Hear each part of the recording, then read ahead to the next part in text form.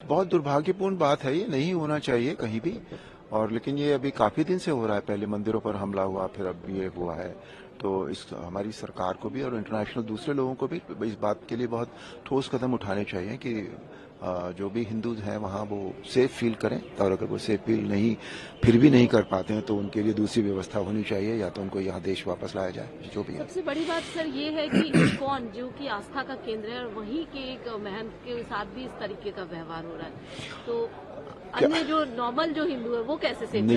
Negative लोग जो होते हैं, कई बार ये उनकी स्ट्रैटेजी होती है कि वो ऐसी जगह पर हिट करते हैं कि एकदम उनका जो भी वो कहना चाहते हैं वो सबको समझ में आ जाए। जिस तरह से टेररिज्म होता है कि वो उस तरह से हिट करते हैं, हालांकि तो ये उन्होंने इस्कॉन पर इसीलिए ये सारा कुछ किया है ताकि ये बात बहुत बुरी तरह से फैल जाए चारों तरफ।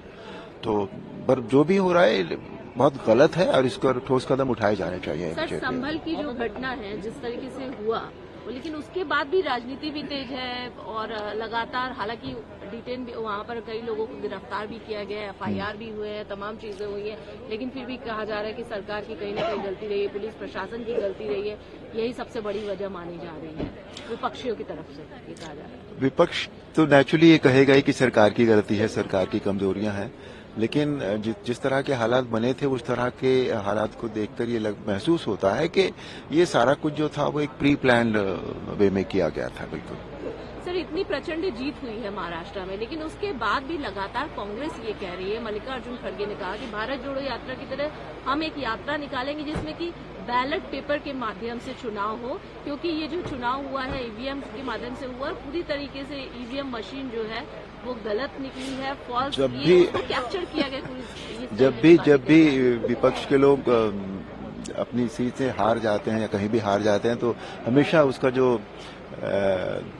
इल्जाम है वो ईवीएम पर आ जाता है, तो ये तो ठीक नहीं है। अब बैलेट पेपर पर वापस जाने का मतलब ये है कि हम पुराने उसमें वापस जा रहे हैं। जो हमारे जितने हम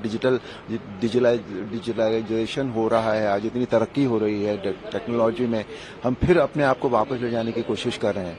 तो और ईवीएम पर बार बार ये होता तभी है, आप उठाकर देखिए कि जब भी हार जाते हैं तो वो ईवीएम पर इल्जाम लगा देते हैं।